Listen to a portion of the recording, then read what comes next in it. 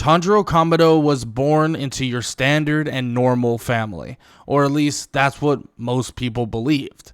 There was something different about Tanjiro's father, something different about him in general. He was extremely powerful. He was extremely powerful. It seemed as if he was able to channel something that nobody truly knew and create a source of strength, a source of power that nobody really understood, or at least not many understood. Now, Tanjiro didn't know much about his father, the antics, and the dance that he even did, the one that would channel something that would keep him warm during the very snowy nights where he would dance while being extremely sick. But in this reality, Tanjiro would actually speak more to his father about that specifically, about this dance, and about what he's able to be capable of.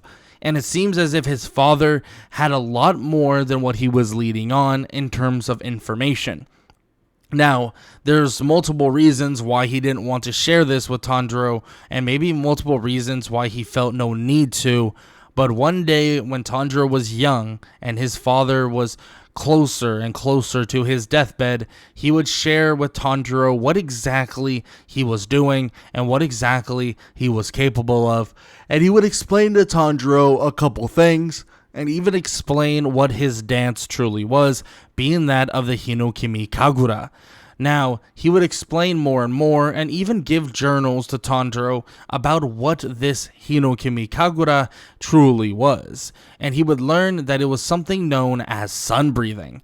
Sun breathing was a form of fighting, and it seems like a form of swordsmanship. Many did not know of this, but at the same time, those who did know were at risk, and at the end of the day, were at the front lines of fighting.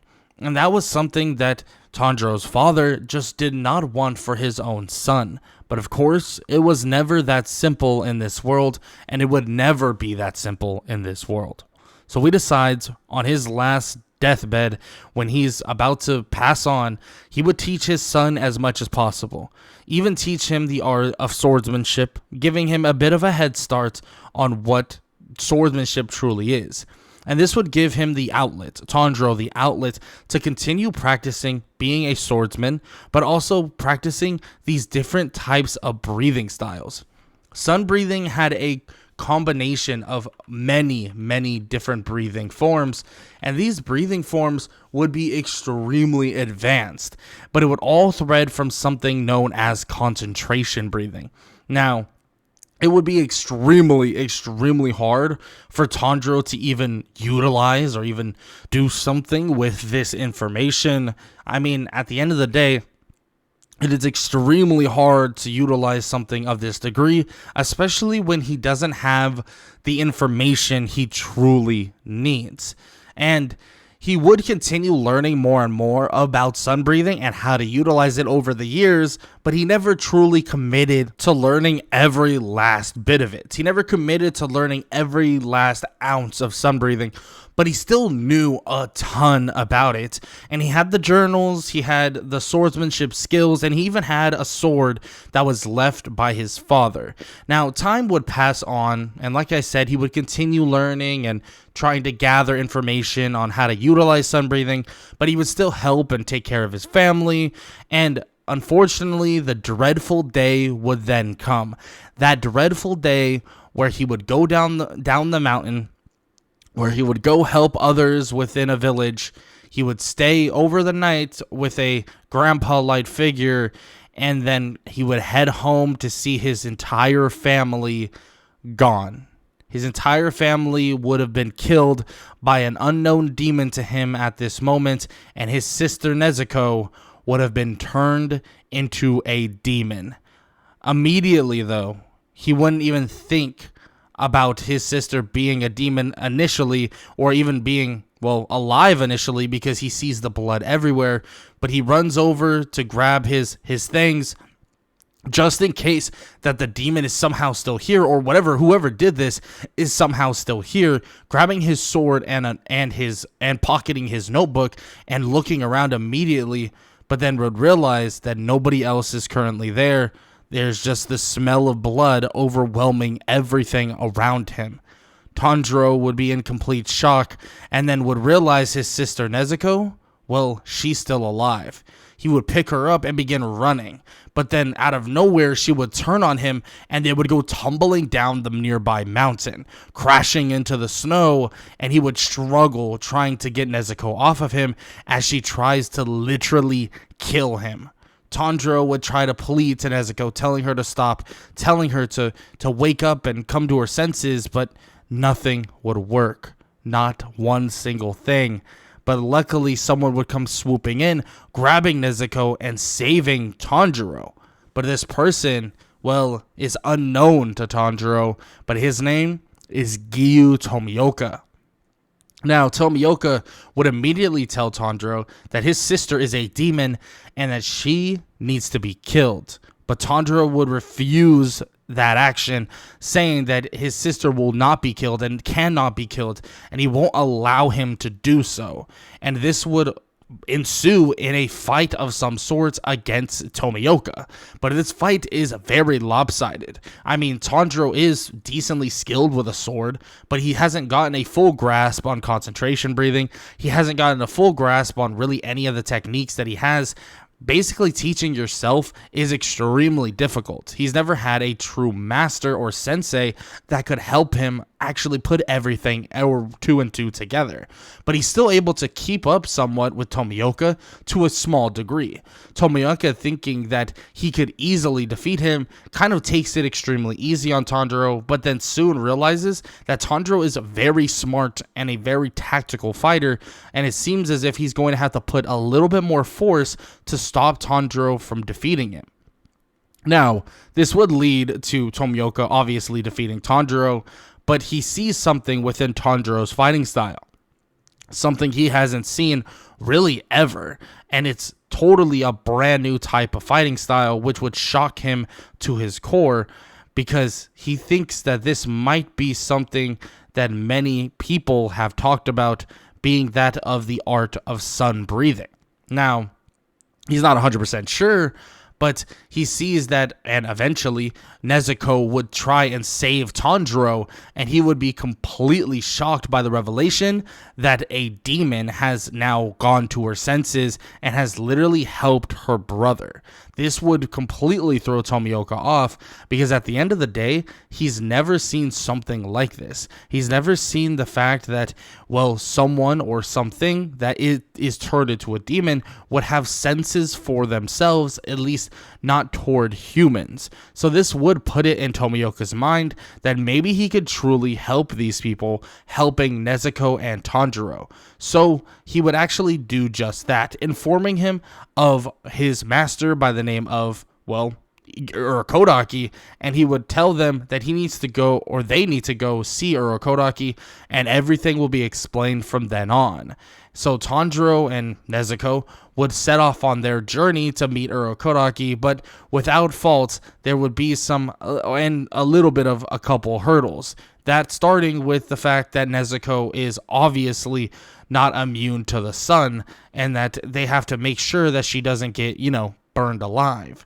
So there's a whole lapse of trying to cover her up and keep her safe from the sun's harmful rays, and they would journey all the way to Urokodaki's place. Now, this arrival of where Urokodaki currently is on this mountain would not go unmarked, because they would run into a demon that is actually devouring a human as they speak. Immediately, Tanjiro would gasp, and the temple demon would realize that this person, well, he is no demon, and he is a victim that is currently outside. But quickly, Tanjiro is able to defend himself and Nezuko very easily, actually, against the demon. And somebody is currently watching as Tanjiro fights with a style that they have not seen in a very long time. Tanjiro would circle the demon, and he would begin actually flowing in some sort of a dance-like pattern, showing off his, well, Hinokimi Kagura, and this would be just replicating the sort of dance that his father once did, and at the end of the day would show off kind of just pure technique. This dance obviously is adapted into a fight style, but it's not, perfect, of course, and it has to be higher tempo when fighting against a demon. But it's obvious that Tanjiro with this sword, which, by the way, this sword is a completely different metal, one that even Tanjiro never understood, is actually able to kill this demon. And Tanjiro faces down the demon, going blow for blow with him, and obviously a massively inexperienced Tanjiro still struggles quite a bit, but he's still able to go basically head to head with this demon, eventually slicing his head off and watching him disappear. Urokodaki would come out of the darkness, inviting them both inside and explaining how impressive he truly looked and how impressive he truly is, because not many people can do what he did, and not many non-demon slayers have Nichirin blades, in which this would shock Tanjiro, saying that he doesn't even know what Nichirin is, in which, of course, it would be explained exactly what Nichirin is by Urokodaki, and he would also ask how he got that sword then. And of course, he would explain that his father left it to him, but that's really neither here nor there at the end of the day. Now, he would further on ask what this fighting style he utilized was, and, well, obviously they would know that it's some sort of sun breathing. And Urokodaki would know exactly what sun breathing is, at least maybe not like exactly in terms of every last detail, but he definitely knows what sun breathing is. He's heard about it from different books and stuff like that, and he's probably even seen some other users that are either similar to sun breathing or have talked about it, and so on and so forth. So when he sees a journal detailing different forms of sun breathing, he tells him that he's definitely come here for a reason, and it all starts with this. Urokodaki tells him that normally he teaches in the breathing style of water breathing, but sun breathing is the most potent. Sun breathing is what everything is created from, and every form is created from. And if they have a journal detailing how to utilize every form and how to actually utilize the art of sun breathing, then they might as well use it. And Urokodaki tells Tanjiro that he's going to train him in not only in the art of sun breathing, but also the ability to become a demon slayer. He tells Tanjiro that this will not be easy and that this will not be some walk in the park, but to save his sister, this is what needs to be done. Of course, Tanjiro would accept, and their training would begin, and he would go through absolute hell. The training would be absolutely horrendous, but with the information given in terms of sun breathing, with his already mild experience with concentration breathing, they're able to kind of accelerate the training and also even go into some other techniques that, well, he never would have had in the first place. So he would dive into maybe even the act of healing via the breathing style, and maybe even concentration breathing constant as they continue to grow over the next year or so. Tanjiro continues to learn different breathing styles and actually continues to learn to utilize them massively. I mean, don't get me wrong, he's not going to learn all 12 or even go on to the 13th, which would be everything combined, but he's definitely going to be able to utilize a lot more than he ever would have utilized, obviously, in the beginning because he didn't know anything, but he definitely will be able to get down his 3 forms or so, and these first 3 forms would be called, well, the first form is just the normal dance, and then you have the second form, Clear Blue Sky, and then also third form, Raging Sun. These would be pretty basic, quote unquote. I mean, most people try to utilize and learn all of their techniques, but being that Urokodaki doesn't personally know sun breathing, and obviously Tanjiro only knows it from his book and also the utilization of the book, he's not necessarily going to be able to, learn all of them right now and all, in unison because, well, he's not learning from somebody that actually can utilize it. He's learning from somebody who can utilize breathing styles, but not utilize, well, literally sun breathing. So he's able to, learn some of these different forms or these forms of sun breathing, and they are extremely potent, and Urokodaki makes that very, very, very clear. Even so much so that Tanjiro is able to utilize and actually acquire the red blade, and this would allow him to just further his acceleration of training and also just being extremely strong. At the end of the day, he would eventually get the training with Sabito and Makomo, and obviously their spirits. But this training wouldn't even really be needed that much. He's able to best Sabito very easily, slice the boulder in half very easily, and he's able to just accelerate the whole process of training with Urokodaki massively. And that's why he's able to utilize and learn concentration breathing constant a ton earlier, and actually utilize some of these other techniques that he wouldn't have nowhere near this time of the story. Now, Tanjiro would continue on just with that little bit of training, leading off until the final selection. The final selection is explained to be a very terrifying thing, and Urokodaki tells him that this is life or death, that he needs to focus on living throughout this time, because if he doesn't, well, he just won't be able to help and save his sister. Keep that in mind the entirety of the time, and he should be alright. Tanjiro would be set off to the final selection, and when he arrives, he sees that the trees are something he hasn't seen really ever. These trees are this very bright blossom of like trees, and like these cherry blossom like trees, and they are definitely beautiful, but he sees these two what seems to be little girls, but they're not. They're definitely adults, just smaller in size, and they begin speaking to everybody, telling them that the final selection begins here, that they will have to survive a total of 7 days or a week, and they will have to live through a demon-infested forest to prove that they have the ability to become a demon slayer. Now, Tanjiro feels ready and is ready for this event and this battle, and soon he would realize he is when he gets sneak attacked by a demon early on. He would slice through the demon like butter, and it feels just reactive to him at this point. It seems as if his training and everything is truly paid off, and yes, he does have a little bit of hesitation in terms of fear of a demon, but his interaction with the temple demon earlier on and being able to kill him was something that allows him now to mentally be ready for demons. He's able to take on these other demons relatively easily. That's until he hears screaming not too far from where he's currently at. He would head to the screaming, and he would head to see what's going on, and when he would get there, he would see a guy or a kid crawling away, crying and screaming for help as he's running away from a demon known as the Hand Demon. Now, the Hand Demon would begin to mock Tanjiro, telling him that he's killed so many with those same earrings that he currently has on right now.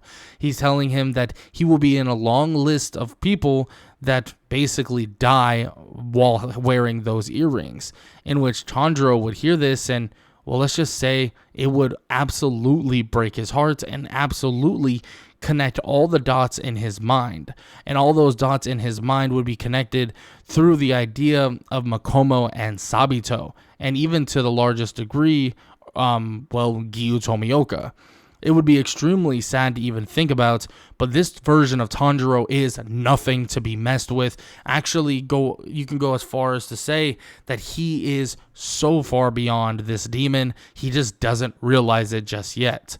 That's until Tanjiro begins to close the distance on the demon, running up his arms, and immediately begins to spin.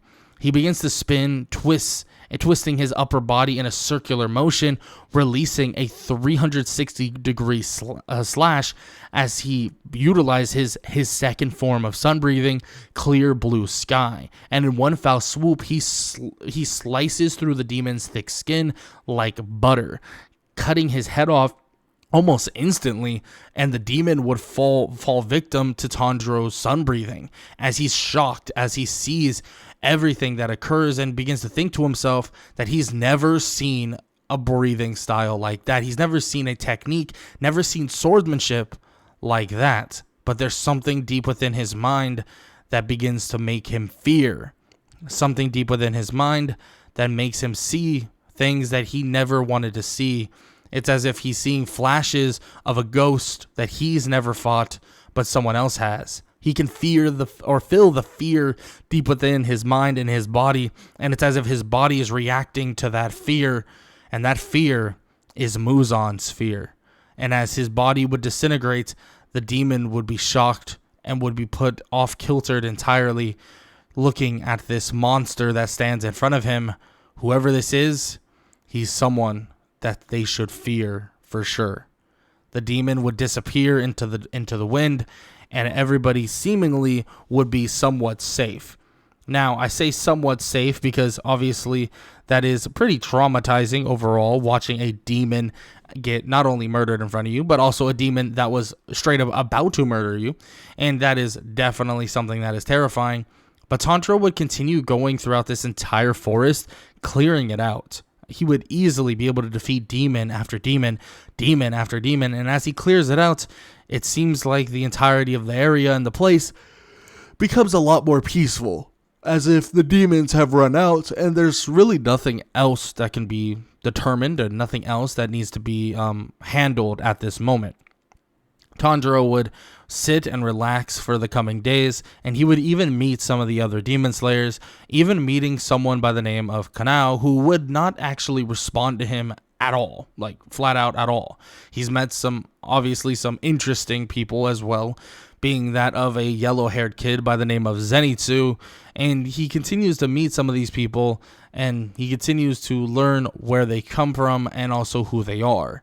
Now, a lot of them were terrified or are terrified, but since Tanjiro handled basically everything, they kind of got an easy path to, the sanctuary of being a demon slayer, if you really want to call it that. Now, after the week is over and everybody is actually passed on through, yes, there are a couple people that definitely ended up dying here, but for the most part, most people passed, quote unquote, and eventually would get their Nichi ring or the ability to utilize their blade. Tanjiro, already having one from his father, doesn't even need an ore, so he decides that he's just going to utilize the blade he's been using and will get it, fixed up to a large degree, in which he does send it off to get fixed up before his first and, his next pathway into being a true demon slayer. But before sending it off, he does meet with Urokodaki and Nezuko once again, as everybody is excited and happy, and everybody is go-lucky at the fact that Tanjiro not only survived, but he is thriving. And it seems like the awakening of Nezuko has even brought in a new found just motivation for Tanjiro as well to continue on this path and to make sure that his people that he cares about and so on are ready and willing to continue on and willing to make sure that everything will go safe and sound. But things will change drastically, especially coming up very soon, because someone is making their way to Urokodaki's place, and that's not just the swordsmiths smiths that are going to bring Tanjiro his refined sword. This is someone that Tanjiro has met very soon or very recently, and he continues to speak with Urokodaki and talks to Nezuko, even though she doesn't respond back, and he even talks to the swordsmith that gave him his sword once again, and he sees that his father's sword seems to be fresh, clean, and spotless, and he's ready to take on whatever's to come as he places his blade within his sheath, and he continues to speak with Urokodaki about that he's going to see him very soon, and Urokodaki says that he hopes so as well.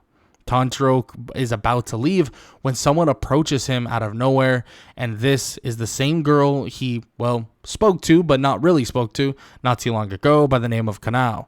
This person brings a letter, and this letter actually tells him to head to the Hashira Mansion, or the Butterfly Mansion, as soon as possible. And that means like now, as a crow would begin to basically caw at him and tell him, chirping, saying that he needs to go there as well. And Tanjiro looks at Urokodaki, and Urokodaki nods his head, thinking that this kid seemingly has already caught the eye of many, many demon slayers, so we'll see what has to happen very soon. Tanjiro would wave his goodbyes as he would put Nezuko in her box, and it seems like they're going to have to confront this idea of, well, Tanjiro having Nezuko very, very, very earlier on, but Urokodaki would tell him that maybe he should hold on to that box for now. And of course, Kanao wouldn't really know what's going on, being that there is no Nezuko being revealed at this moment.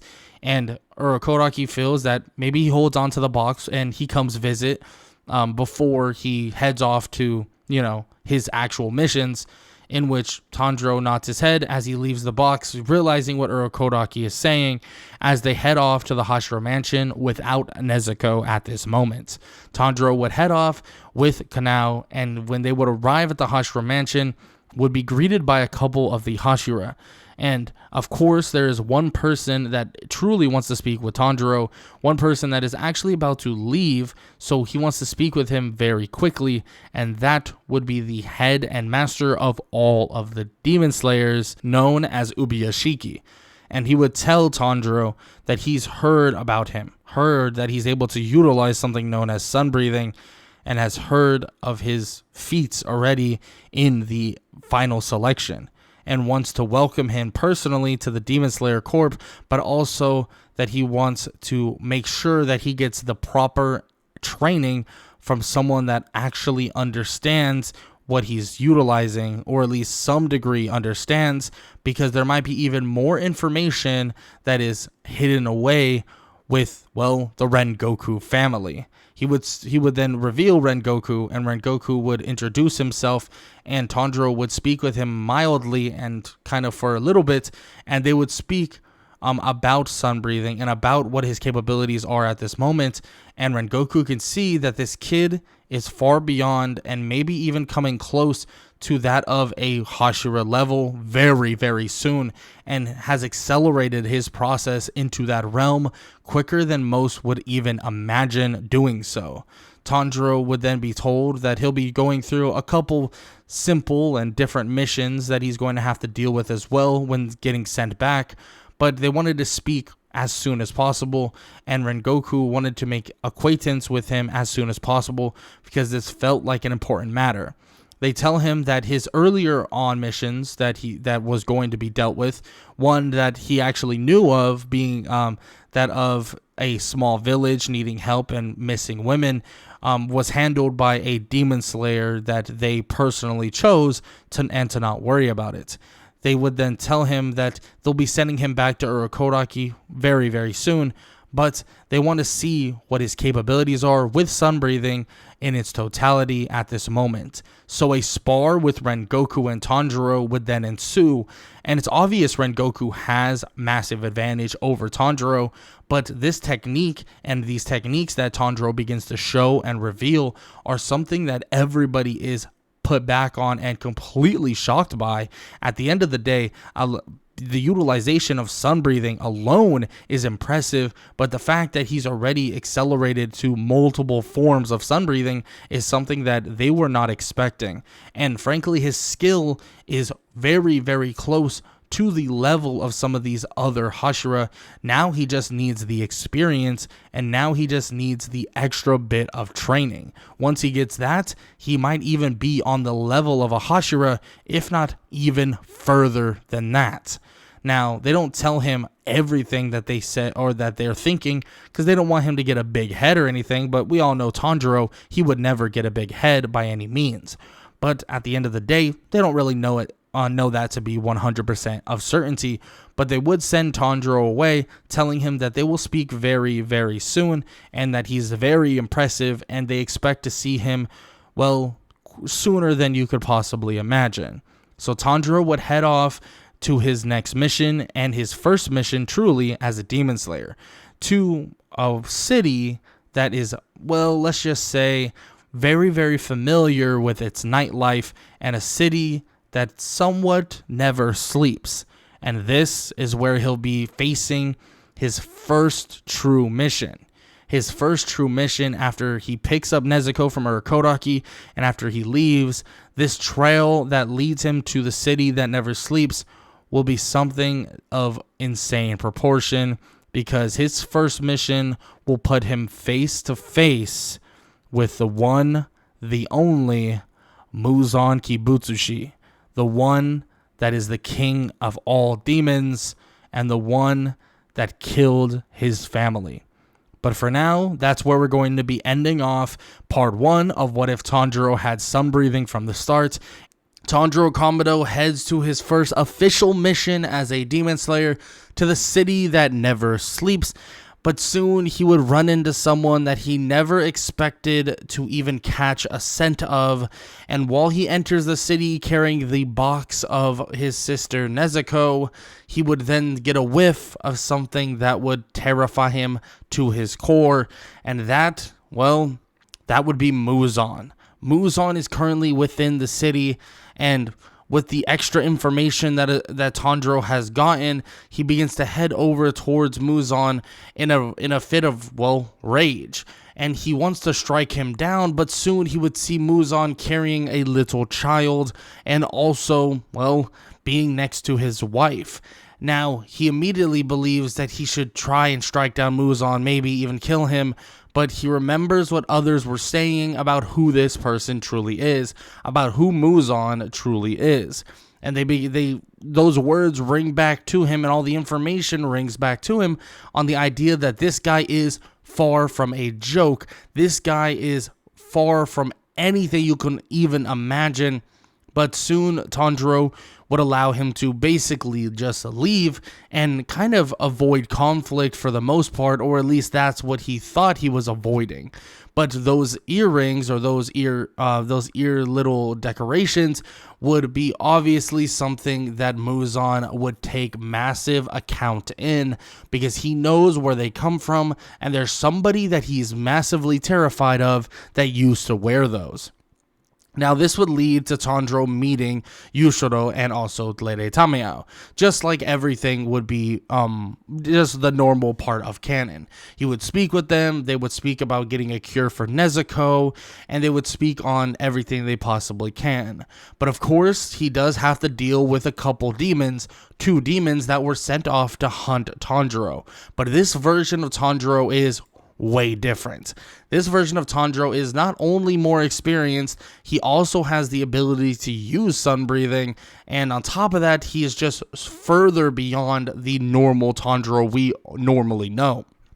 Now, this fight is not a close one. Of course, Tanjiro may struggle just briefly with dealing with the arrows and dealing with the movement of certain demons and how they work, but with the help of Nezuko and also himself, and maybe even Yushiro and Lady Tamiao if they decide to help if need be. But honestly, I don't believe that they'll need to help at all, because this right here, this fight, will show what type of level Tanjiro currently and truly is on, because he absolutely obliterates both of these demons. He would slice through their necks like absolute paper mache, and the pace that he puts on them is something that they were not expecting, not one bit. At the end of the day, they were told to kill Tanjiro for Muzan, and there was no tricks. There was no extra help really needed for Tanjiro. Tanjiro would walk in the victor almost instantaneously, and he would show exactly why Muzan should fear the earrings that are on his ears and should fear every last bit of who he is. He would absolutely torch the demons that stand in front of him, and absolutely torch those who, well, those 2 demons that thought they would easily be able to kill a young demon slayer like Tanjiro. And this would show Lady Tamiao that this kid might be the answer to actually defeating and stopping Muzan once and for all. And this would basically give her a really, really good idea of what he can truly do, and also the chances of them truly winning against Muzan in the near future.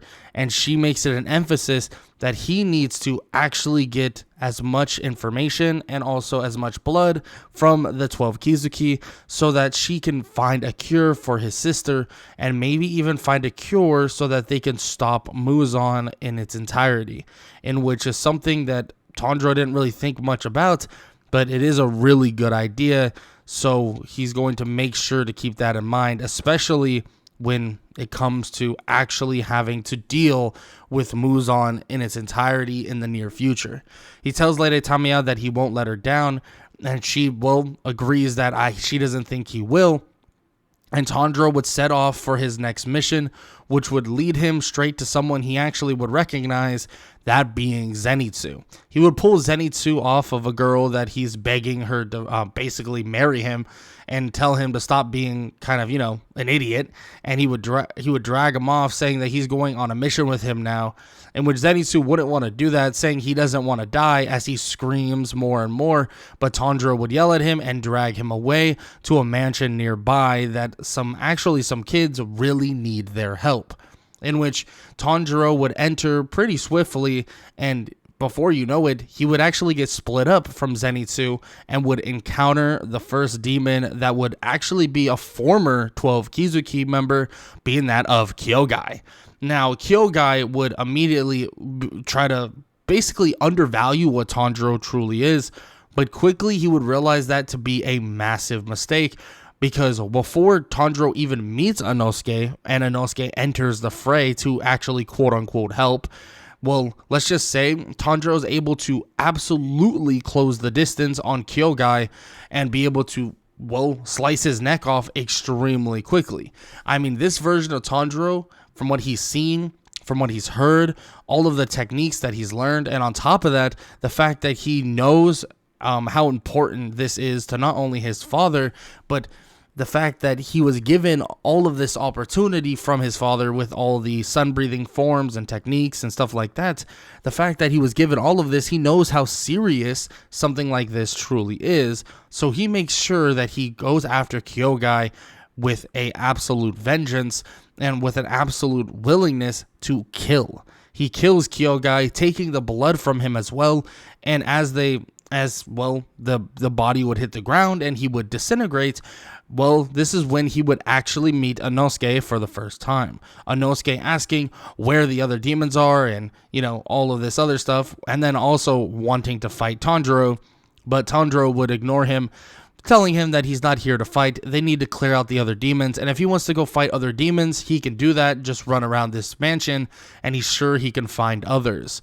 In which Inosuke would do just that, blasting through another wall, trying to find more demons to kill, in which he definitely would find some demons to kill, actually a horn demon that he absolutely obliterates, while Zenitsu is currently sleeping, but defeating the tongue demon as well. Tanjiro would help the little kids get their brother back, and obviously, save everybody within the mansion to a large degree.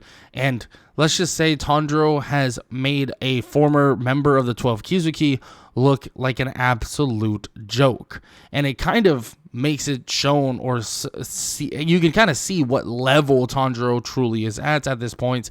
And Tanjiro would exit the mansion with the other little kids, making sure that they don't get lost and, everybody is safe. So he is out a little bit later than both Zenitsu and Inosuke.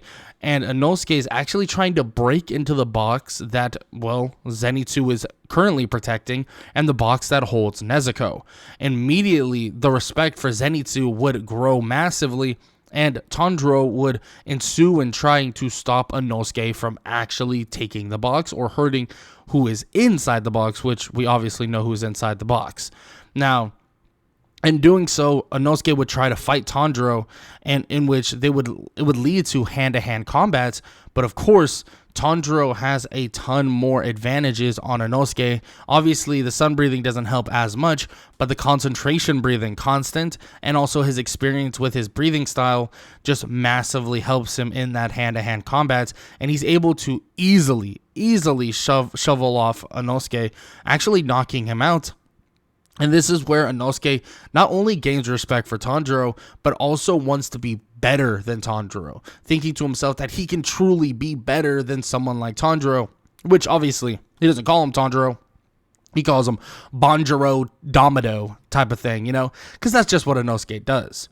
After some time would pass, they finally would group up as kind of a 3-person group, and they would head off toward their next mission, but they would actually have a brief stop at a little house that is run by an old lady that actually she feeds them, and allows them to take a rest and stuff like that. And this would lead to them actually receiving orders to investigate Mount Natagomo. Mount Natagomo seems to have a ton of demon slayers within that are, well, literally dead or stuck there, or just flat out not being mentioned at all because they were not able to report back after being sent to take down demons. When they would all arrive on Mount Natagomo, there would be a bit of a struggle because Zenitsu wouldn't want to have Nezuko actually go into the mountain with all the demons and blah blah blah, but Tanjiro makes it very clear that they need to go and save these other demon slayers, in which Tanjiro would actually meet one of them, and he would explain that all of these demons or these demons have turned a ton of the demon slayers into actual puppets, in which this is kind of a wild thing, but luckily enough, Tanjiro and Inosuke were able to discover where they are, fend them off for the most part, and actually defeat the mother demon, or the mother spider demon, and also her mother spider demon's doll. And this would be pretty easy for the most part in terms of defeating it. And this is where Rui, the main demon and actually the member of the 12 Kizuki, would make it very clear that he needs to take down Tanjiro, and he would face down Tanjiro very earlier on and force it so that Inosuke would kind of be on his own for the most part, and taking on the father spider demon on his own, which we all know initially he wasn't able to defeat him like at all. But hopefully Tanjiro can finish this up so that nothing else will go wrong. But he can't worry necessarily about what the other demon slayers are doing at the moment, because he has one of the stronger demons standing right in front of him. So Tanjiro and Nezuko take on Rui in an absolute crazy battle where Tanjiro shows off his sun-breathing skills and shows off what he's not only trained for, but also all of the stuff that he's learned and flat out just evolved while utilizing sun-breathing. And with multiple forms of sun breathing unlocked, obviously his normal dance, but also clear blue sky, raging sun, and now he's also unlocked, or basically has somewhat been familiar with, burning bones, summer sun, and also a setting sun transformation, where he's just adding on to his repertoire of his utilization of, well, sun breathing. And as he continues to basically evolve sun breathing more and more, especially at this rapid pace, he's able to more or less set the tone for the fight against Rui. Rui is fast, don't get me wrong, and he's very, very strong, but this version of Tanjiro, with concentration breathing constant, with multiple forms of sun breathing, with an understanding of swordsmanship that he normally wouldn't have had, especially with the experience of sparring a Hashira, he's able to put the pace on Rui and show him exactly what type of level this version of a Demon Slayer could truly be. And Rui begins to see visions of someone that would terrify him to his core. Rui would see visions of, well, Yorichi, the one and only swordsman that was able to absolutely put a beating on Muzan, and the only swordsman that Muzan truly fears even till this day. And it's as if he tries to hide the memory of Yorichi deep within, but the memory keeps creeping back out, especially when Rui can feel it even through the blood of Muzan. And Tanjiro absolutely shows why he should be feared and why Yorichi was feared all those years ago, as he connects with the neck of Rui, slicing it clean off with one of his, well, sun-breathing forms, being that of clear blue sky. He spins, twists his upper body, and in a 360 slash, cuts through his neck in a matter of a split second, and even cuts through all of the strings that were created by Rui's blood demon arts. And, well, he stabs a needle into Rui's leg as he takes some of his blood, and Rui begins to disintegrate as Rui's face is in complete shock. Even Tanjiro standing there, not serious, but honestly, he feels bad for Rui, and he feels bad for, well, what he's gone through, even though he has been doing horrible things. and he tells Rui that he hopes that he can find peace in death and find peace in the afterlife. Rui would think that he's mocking him, but Tanjiro would shake his head and say that he hopes that he truly does find peace in the next life, as Rui would disintegrate to dust, and as Tanjiro would turn around, he would actually see somebody watching the fight, and that is Giyu Tomioka. Giyu Tomioka is absolutely impressed, but his face wouldn't show it with how serious he always is. But he tells Tanjiro that he's definitely come a long way, and there's no denying that, and not every Demon Slayer would have been able to take down someone like Rui, and take down someone like, well, Rui being that of a part of the 12 Kizuki. And this would warrant him becoming a Hashira at this level, but with how new he is, well, there's probably going to be some backlash on him becoming a Hashira this early on, but still, keep training, keep working, and well, he's easily going to become a Hashira. In which Tanjiro would remark that he doesn't care about becoming a Hashira necessarily. All he cares about is saving people and obviously saving his sister. In which, as that is being said, Kanao would come out of nowhere trying to strike down Nezuko, who's currently just standing next to them, and Tanjiro would block her blade, and another fight would begin to ensue. Tomioka would tell her to stop, as Shinobu would come diving in as well, and he would try to block her blade as on top of that. This is when a 2 versus 2 fight would break out, basically for no reason, but truly the reason is so that they could save Nezuko. Nezuko is ready to join in the fight as well, but Tanjiro waves her off, telling her to hide and not get killed, not here and not now. Tanjiro would continue fighting Kanao, telling her that this isn't what she thinks this is, and that they need to stop fighting because that is his little sister, and she's never hurt anyone. But Kanao is not listening at all and not responding, not even one bit. The only thing that stops them is, well, a clashing of a sword and then a caw from a crow that begins to say that both Nezuko and Tanjiro need to head to the Hashira mansion because Ubuyashiki wants to speak with them. And of course, everyone stops. It's as if immediately the words of that crow, really talking mostly about the master of all demon slayers, stops them in their tracks. So eventually they all stop and they would all head to the Hashira mansion, where Tanjiro tries to speak with Kanao, but Kanao doesn't really respond at all. And Shinobu would respond basically on her behalf, saying that demons or demon slayers are not supposed to be harboring demons at all. And the fact that Giyu must have known this, well, it's going to be bad for him too. But Tanjiro says that his sister is not like other demons, and well, he doesn't know what he has to say to get that through their head, but we'll just have to wait and deal with it as well, as they get there. And of course, that is basically what's going to happen. They're going to have to deal with it, in which they do all speak about, well, specifically, Nezuko. And they all talk about Nezuko, and they all talk about what they should do with her, and so on and so forth. And eventually it's given orders by Ubuyashiki that Nezuko will be allowed to be a demon slayer, and it's on the word and also on the vow of basically Sambuku, I believe that's how you say it, or basically, if Nezuko does kill or eat a human, that both Tomioka, Urakodaki, and Tanjiro will take their own lives.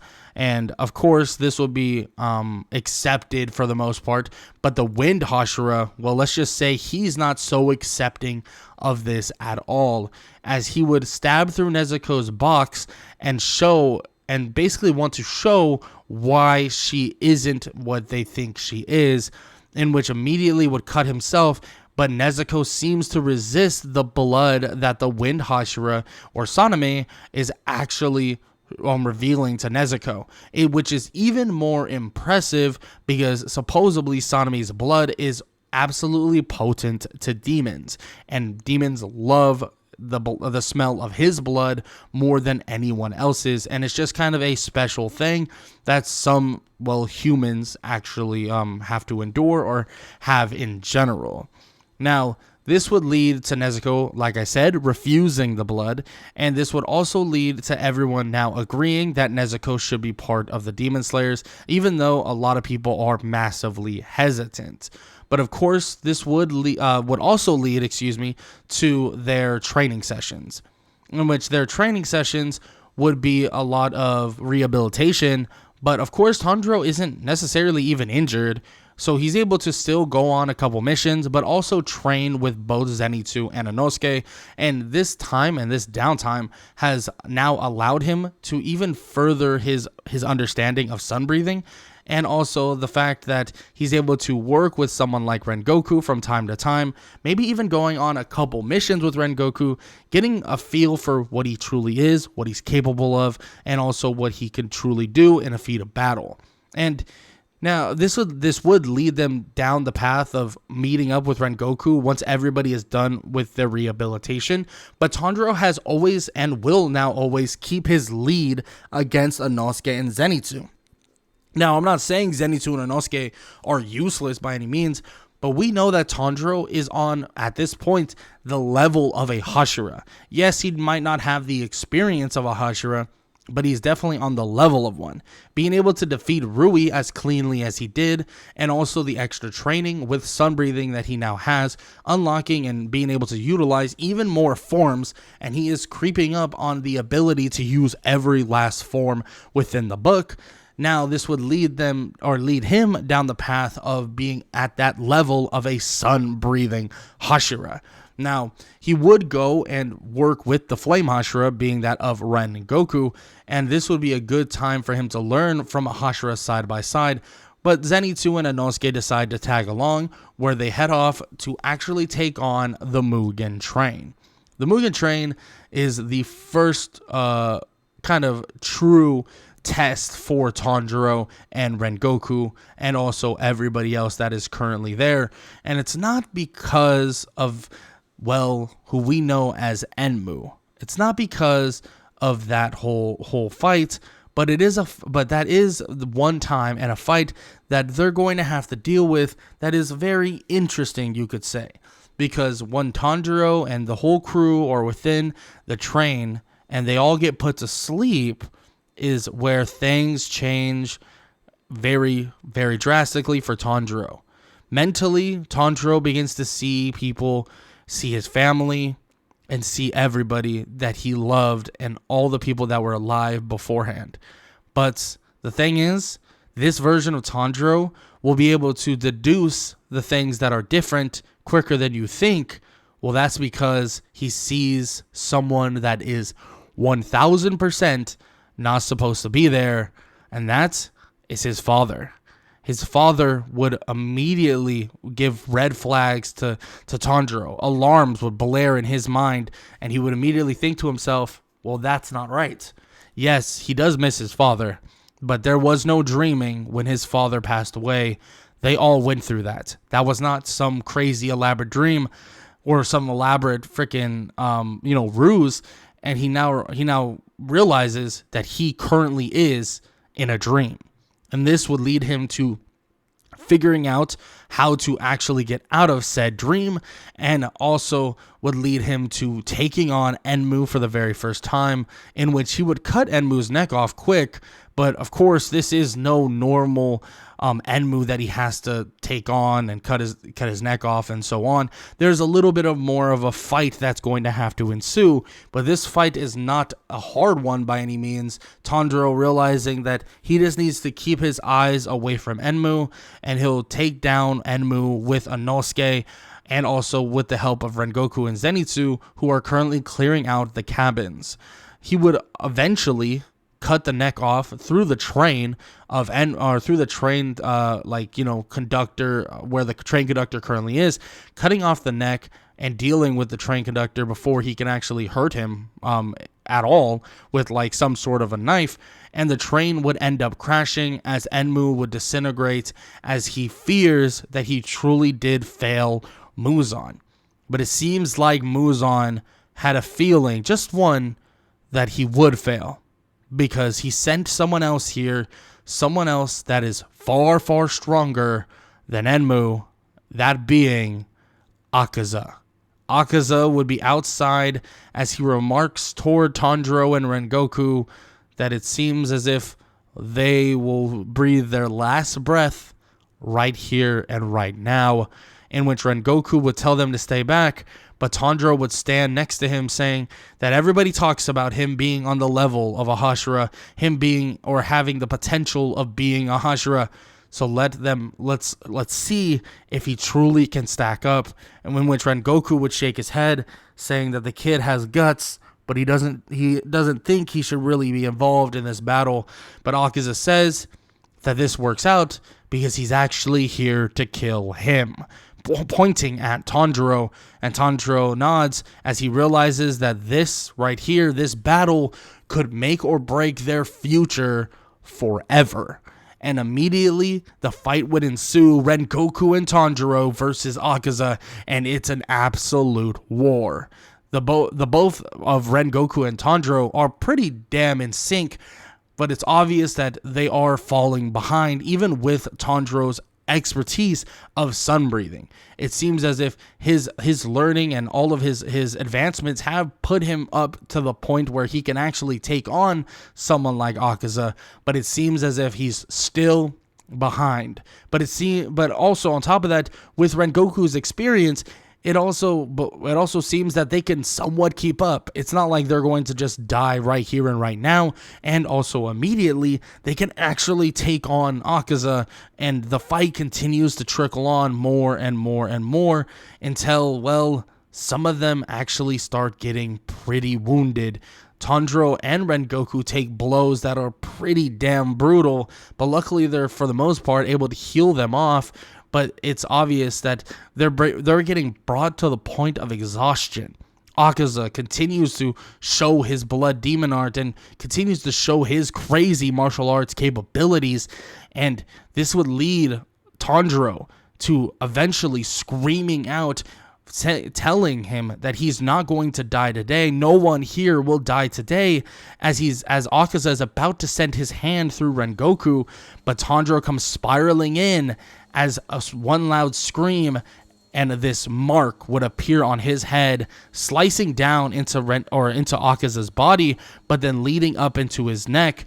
Rengoku would see this as an opening, looking for the same blow as he slices toward Akaza's neck as well, slicing through it as hard as possible, but it seems like they can't fully get through, not just yet. But Rengoku, he would scream as well. He would be thinking about his little brother, his father, everybody he's trained, everybody he's helped, people like Mitsuri and many others, and all he could think about is he can't fail here. One scream would lead to the mark appearing on his head as well, or on his forehead as well, and it absorbs part of his face, and it seems like they cleanly both slash through Akaza's neck, and Akaza, well, he's in complete shock. He's lost. There's no way he's lost here. There's no way that he truly has lost. But it seems as if his body, the body without his head, continues to fight on. And Tanjiro and Rengoku try to fend off the body, and it seems as if their hope is dwindling. They feel like there's no way. They just killed him, didn't they? But he somehow lives. He somehow is still fighting, even without a head. This doesn't make sense. And immediately the head would back up toward the head, or the body, would back up toward the head of Akaza, and he would pick it up.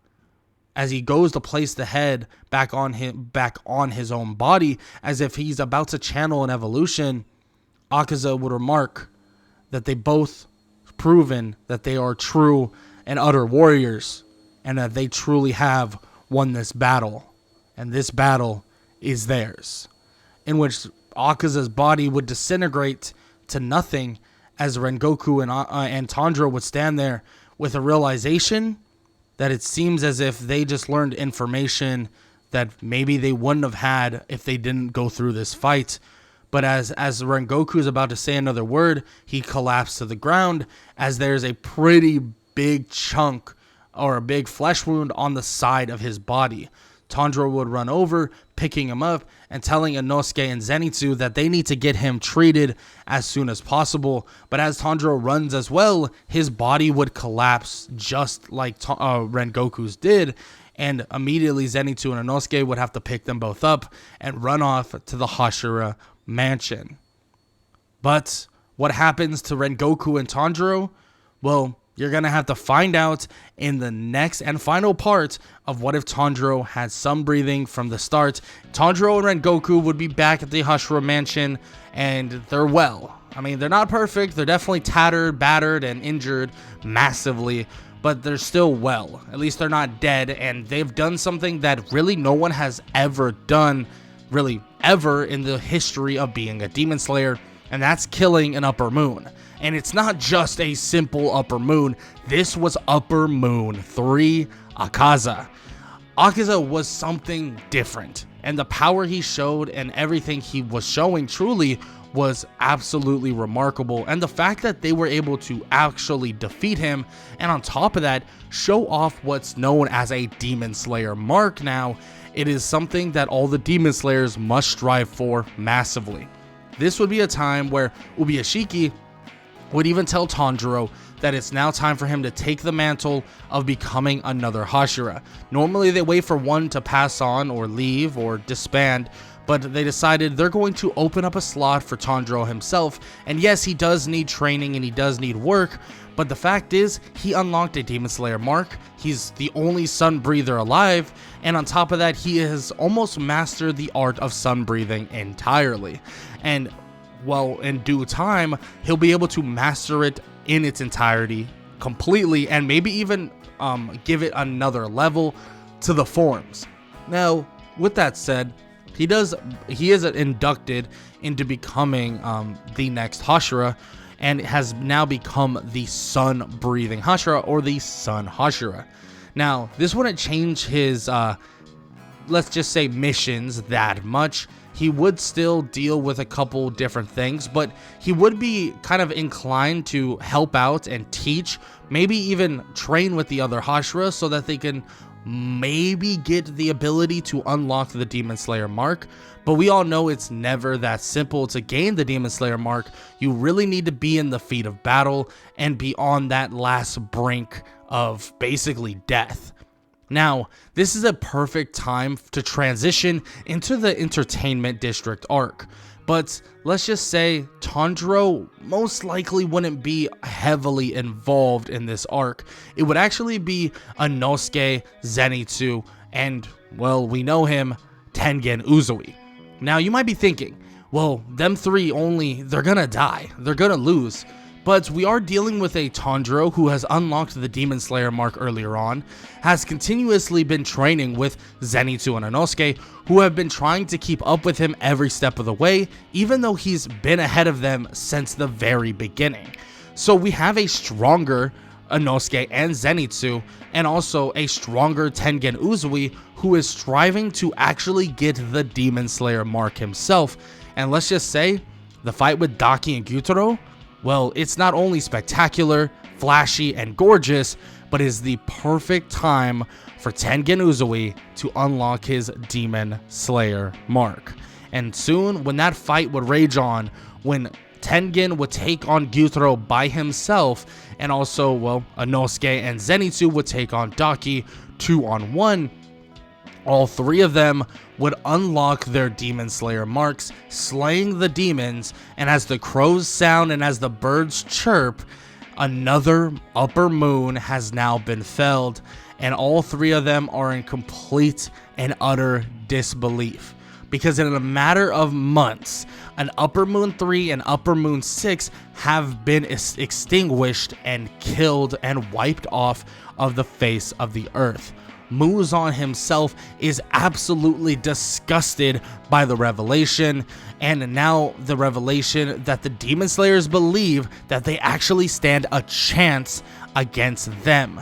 All he wants is immortality, and that is what he seeks, and that's what he will get. And frustration would be boiling over, especially because all he wants to do is basically now get rid of these Demon Slayers for good. Like, get rid of them for good. And Tanjiro, well, let's just say he continues the training, continues extinguishing demon after demon, going on missions on his own, and continues to level up more and more and more. And this right here is the scary part about dealing with a Tanjiro this far accelerated, because he's now at the point leading up into the Swordsmith's Village arc. He's at the point now that he has mastered the art of sun breathing, has now gained the full ability to use the Demon Slayer mark, and his progression into sun breathing continuously evolves his fighting skills more and more and more, so much so that he unlocks abilities that very few Demon Slayers have ever seen before, like the see-through world. Now, this is something that many Demon Slayers never will grasp or even touch in their entire lives, like not even one bit.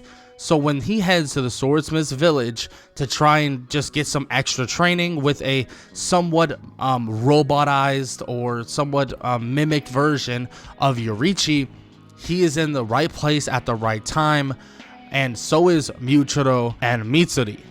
Now, they would obviously be forced into taking on someone like Hontengu with the help of Genya as well, and it seems like this fight is definitely in their favor. I mean, you have someone like Nezuko, you have Genya, who's not as strong as most of them there, but he's still decently strong in terms of what he can do, in terms of certain abilities he can acquire.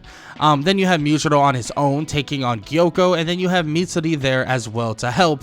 And this fight is a lot easier, especially because Tanjiro has mastered all sun breathing forms, and they would continue to just pile on an onslaught to take out Hontengu. Actually, so much so that Tanjiro would most likely be able to slice through the smaller version of Hontengu's neck relatively easy. And that comes down and boils down to the fact that he's able to actually see where this smaller version of Hontengu is and where the version he needs to take out.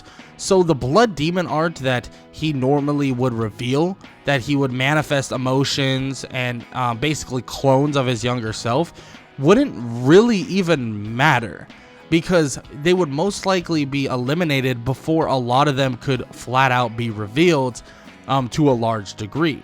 And even if they got to the very end, where they all combine together and become this powerful, monstrous being, this version of Tanjiro is not running away. This version of Tanjiro is 1000% able to stand on the front lines with Mitsuri, dodging these giant wood-like monsters that slice through the ground coming toward them, and they're able to close that distance to fight this version of Hontengu.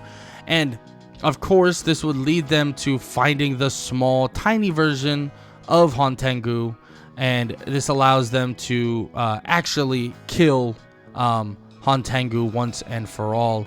But yeah, of course, this fight, in my opinion, with Tanjiro evolving so much more than he would have been at this point, would allow them to easily defeat this demon. And the thing is, this is kind of where I would have to force things to happen for things to actually be fully, you could say, fulfilled. Because I honestly think that they would defeat all of these demons long before sunrise, and you may not even get Nezuko's evolution to actually becoming immune to the sun. And we all know that this would lead to Muzan, yes, Muzan hunting down Nezuko and starting the final arc, for the most part, of Demon Slayer. But here's the thing.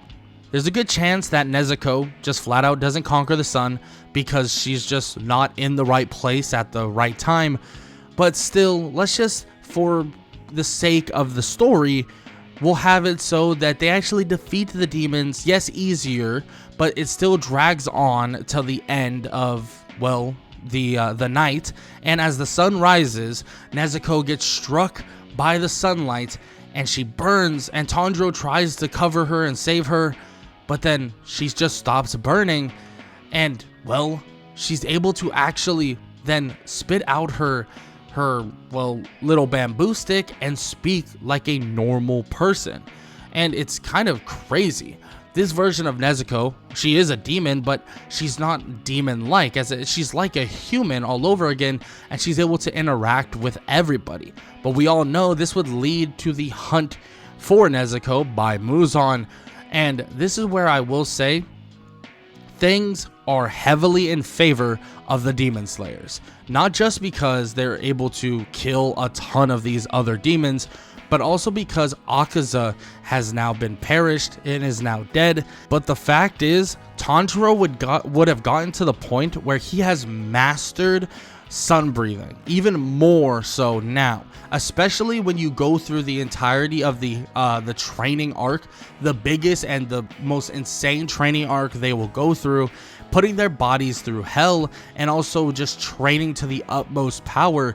This training would benefit Tanjiro massively, to the point that yes, he is a Hashira, but he's never gone through this insane amounts of training, so when he does, it is absolutely over. This version of Tanjiro is on a level that maybe even be higher than the one he was at the end of the story. This Tanjiro enters the battle against Muzan and many others at a totally different level. Now, you may be wondering, who's he fighting? Who's he going to take on? Akaza's already dead, so that frees up Tomioka, that frees up Tanjiro. Obviously, I'm still going to have Tengen retire just because that's Tengen, and I feel like he was going to do that anyways. But we also have another Hashira in Rengoku. So who are they taking on?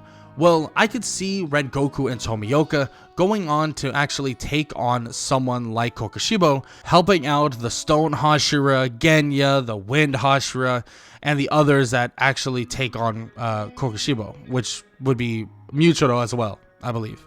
Now, this would lead to Tanjiro having to fight someone too, so who would he fight in this scenario?